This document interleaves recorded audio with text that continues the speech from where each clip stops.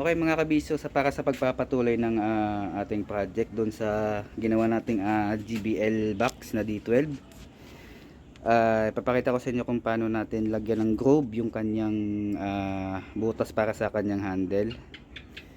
Ito ang makikita nyo. Ang gagawin kasi natin dito, lagyan natin ng groove dito para mailubog natin yung kanyang handle. Tapos ganun din yung gagawin natin dito sa kanyang butas para sa plunger. Okay mga kabisa, samahan nyo ako kung paano gawin ang diskarte sa paglagay ng groove doon para sa kanyang handle. Yan. Ito meron tayo ditong guide. Yan, guide natin para doon sa tawag dito, pagbutas do, pag groove doon sa sa handle, sa lagay ng handle. Ito meron ditong markings na dapat yung magtugma. Ito tulad nitong guhit na to, dapat dito sa tatama sa sentro sa dito, ganun din dito sa kabila. Yan, kabilaan yan, tsaka ito pa. Yan, para makuha yung gitna kailangan dyan pumwesto yung ang guhit. Yan, dapat sumakto doon, ganun din dito sa kabilang gilid. Okay, muna natin, i-screw natin yung ang guide natin.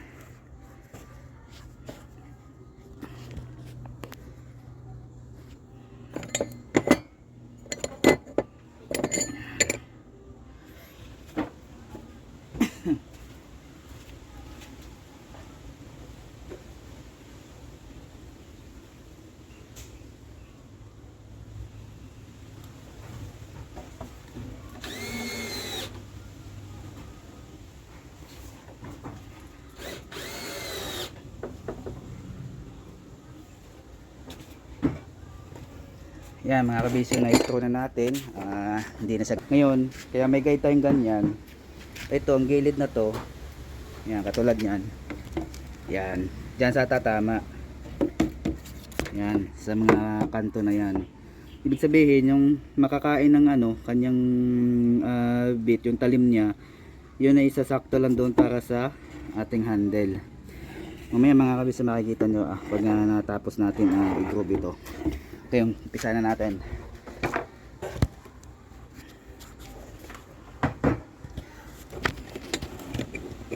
Ayan, pabigat.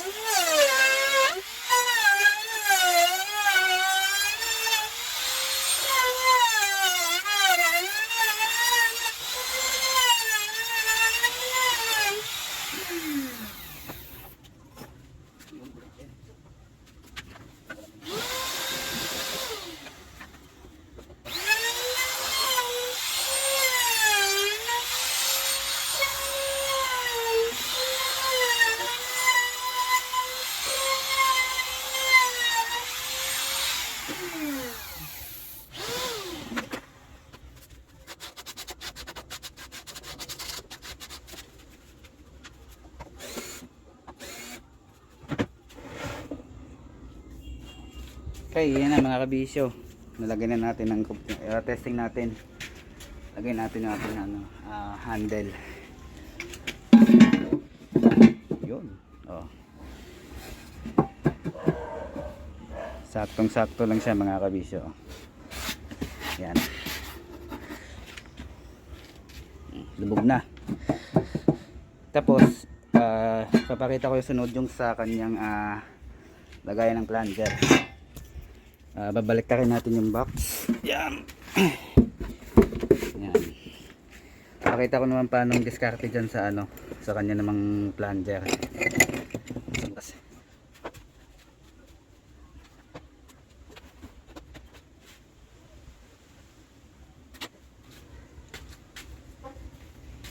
Ito yung ilalagay natin dun sa ating ating router sa gilid. Tapos ito yung magiging guide naman natin. paikot dito sa butas. Bali ang diameter nito ay 1.5 inch. Tapos ito yung sa kabilang side na to, yung kain nito dito sa gilid ay nasa 1.5 cm. Dito sa kabila ay teka, sukatin natin para sigurado. 1.5 ayun, di siya umabot. Ito parang nasa lang, half inch lang. Sa kabila okay, mga nasa yan 1 cm. 1 cm siya. Okay, lagyan muna natin sa ating router.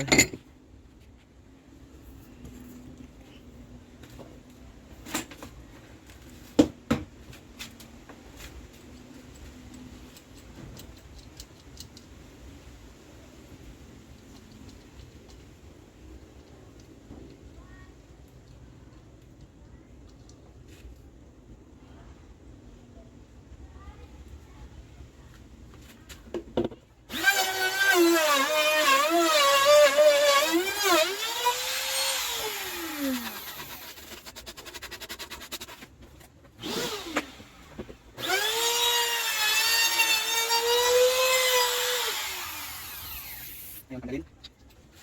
Tapos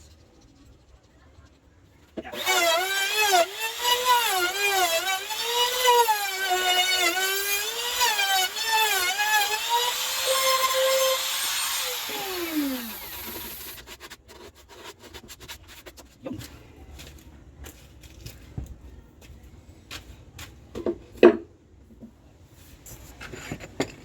Ayos na mga kabisyo, ayan hilubog na natin yung plunger natin, saktong sakto lang ayan.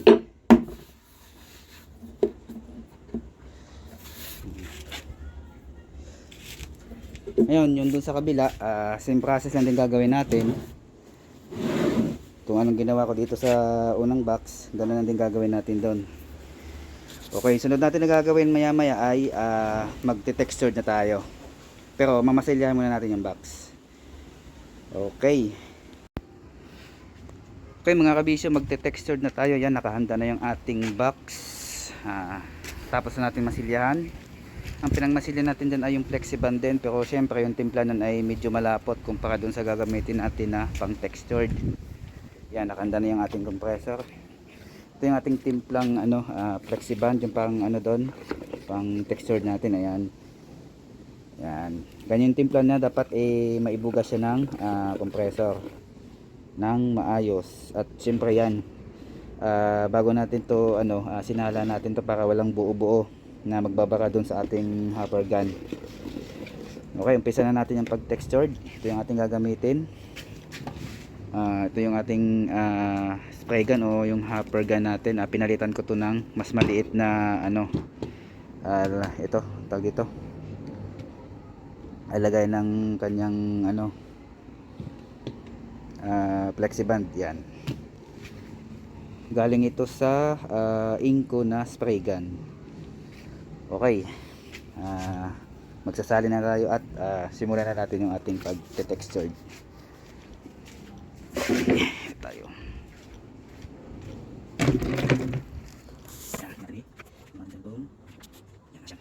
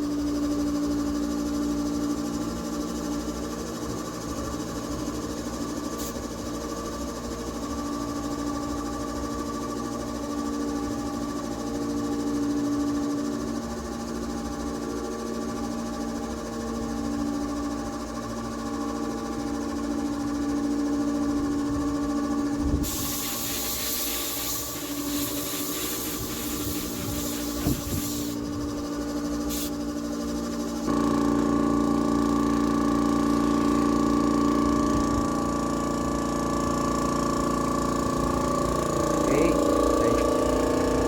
Patay muna natin. Kaya na mga kabisyo, na textured na natin yung ating box. Tayo natin muna matuyo. Tapos makikita natin kung may manipis pa dyan ay dudublihan natin. Yan. Halimbawa pag ito ay natapos na, pati yung ilalim niya, ay sunod na gagawin natin ay lilihain natin. Pagkatapos liha, yun na, yun ang final ano natin, pipinturahan na natin. Tapos pag natuyo, kabit na yung mga accessories. Tsaka may screen pala ito sa harap dito, yung pang gagawin natin bukas na at hapon na. Okay mga kabisyo, update ulit natin bukas pag natapos natin ngayon tong i-textured tsaka maliha. Pagpintura naman ang gagawin natin bukas. Okay mga kabisyo,